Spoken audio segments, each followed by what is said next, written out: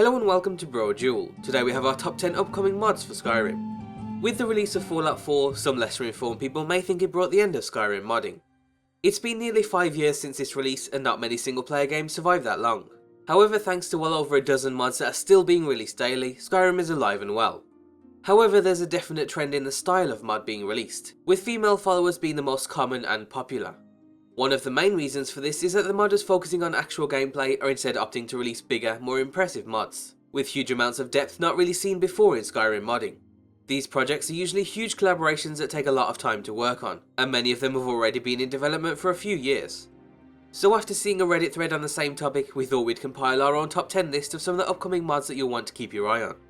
The order therein is just based on how excited we are for each mod, taking things like the type of project and its release date into account. So without further delay, let's jump straight into it with our number 10, Wrath of the Nord. This is an upcoming sequel to one of the authors of the mods, Blood of the Nord. The mod is a continuation of the Stormcloak victory in the Civil War questline. The author felt that the Stormcloak's domination over the Imperial Legion was only the first hurdle in regaining control of Skyrim. After all, Skyrim is for the Nords, and no other foreign powers should have any influence. In the Blood of the Nord, it was your job to initiate a war with the Eldmiri Dominion, and the Wrath of the Nord will be a continuation of the conflict. The mod will come with high quality voice acting, new areas, weapons and more to offer a fully fleshed out continuation of one of the major questlines from vanilla. You also get to punch the Thalmor repeatedly in the face, so if that sounds like your cup of tea, then it's definitely one to keep your eye on.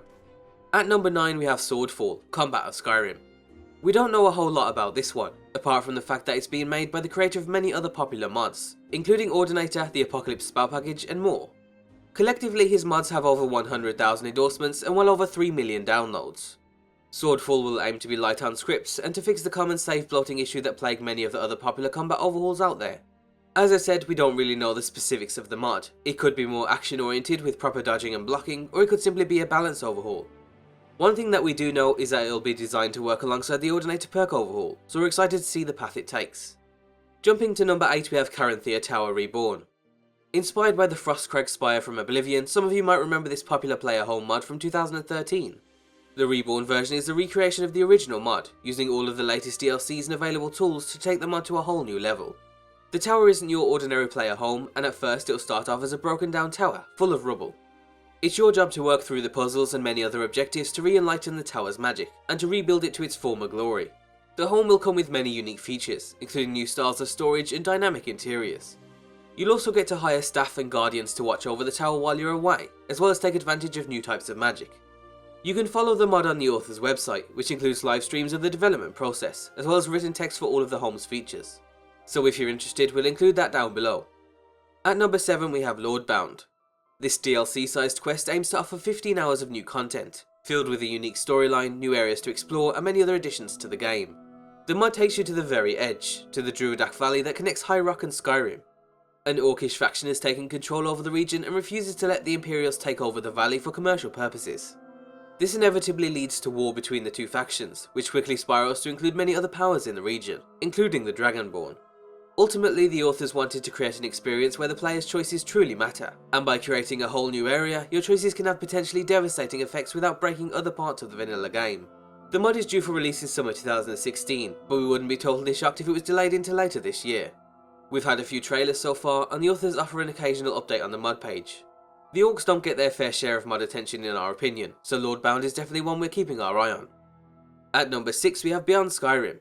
Chances are you've probably heard of this project, which aims to create all of the other areas in Tamriel using Skyrim's engine. From Cyrodiil to elsewhere, hundreds of contributors are working together in separate projects to create new lands, and then fill them in with interesting questlines, NPCs, creatures and everything else based on the Elder Scrolls lore. We've spent many hours watching trailers, looking at concept art and reading discussions on the Beyond Skyrim forums, but unfortunately nothing playable has yet to come out to the general public. The first part to be released will be Beyond Skyrim Bruma, which is the northernmost city of Oblivion on the border to Skyrim. However, don't hold your breath just yet because we're personally not expecting it until 2017 at the earliest. However, as I said, following all of the contributions is interesting in and of itself, so I'll include everything you need to follow it down below. At 5 we have Last Seed. Coming from the creator of Frostfall, Last Seed is a basic needs, wellness and disease survival mod for Skyrim. The mod stands out amongst similar mods for a variety of reasons. Your needs and wellness will be fully integrated into how your character handles themselves in game. When you're hungry, thirsty or fatigued, you'll immediately notice it through new visuals and sound effects, as well as in how your character handles himself in combat, or even just when moving around.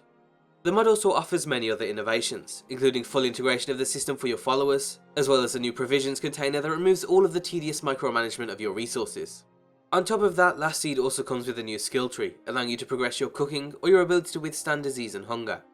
Last Seed is expected for release later this year, and it could very well be the final mod from Chesko, so it's definitely one for your radar. Coming in at 4, we have Apotheosis. This is another DLC-sized quest mod, but with a very interesting spin. You'll travel into Oblivion through 16 realms of the Daedra and fight a unique Daedra lord in each of them. The mod focuses on unique boss battles, introducing many new mechanics to keep each boss fresh and challenging. It's definitely for the late game, and you'll have to use absolutely everything in your roster to beat them. On top of that, the mod will come with exciting new otherworldly areas to explore, as well as new Daedra magic and weapons to get your hands on. And all of that is coming in just a few months on the 2nd of September. Some of you might remember a subsection of the mod being released for the boss battles modding competition a few months ago, which Apotheosis actually won. So if you absolutely can't wait until September, you can fight against one of the Daedra lords right now. At 3 we have Awake, the Rise of Mannimarco. Coming from the dream team of modders whose mods collectively have millions upon millions of downloads, Awake offers a story mod for Skyrim. Based on the Elder Scrolls lore, the mod pits you against the Worm King, Mannimarco. Known for his legendary powers of necromancy, you'll fight alongside a group of fully voice acted NPCs to finally take down Mannimarco for good. It also aims to be a character based story, so the group you travel with all have their own unique personalities and opinions. The original idea behind the mod was to take expert modders from each field and then apply their knowledge to that section of the mod. So the creators of immersive creatures are working on the enemies, and the creators of popular weapon mods are working on the weapons. Its release date was scheduled for next month, but unfortunately just yesterday it was delayed for an unknown amount of time. Hopefully we get some more news soon, but until then we can put everything you need to follow it down below. At number 2 we have the extremely popular Skywind project. As many of you know, Skywind is a collaboration to recreate the Elder Scrolls Morrowind using Skyrim's engine. Thanks to a viral marketing campaign showing many aspects of the mod's development, Skyrim is probably the most anticipated mod for Skyrim. Hundreds of contributors have shared their expertise in all fields, from voice acting to modelling and more.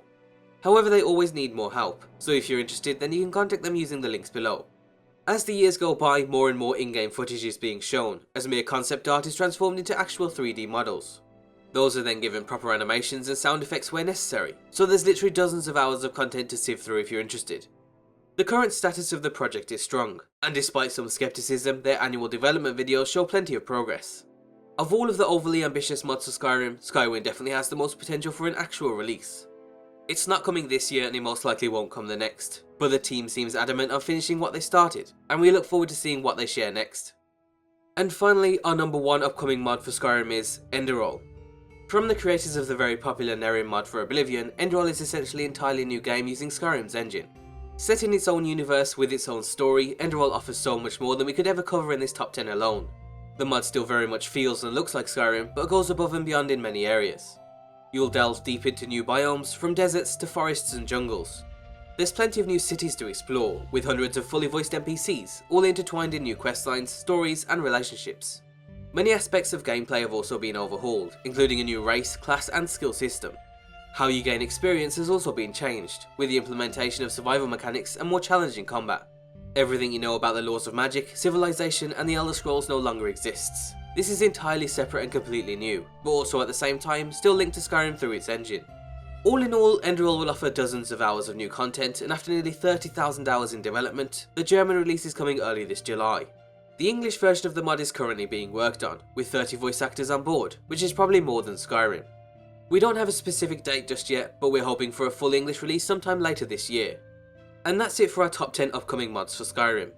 We'll probably cover Enderal in its own separate video at a later date, so we can better explain the story and everything you can expect.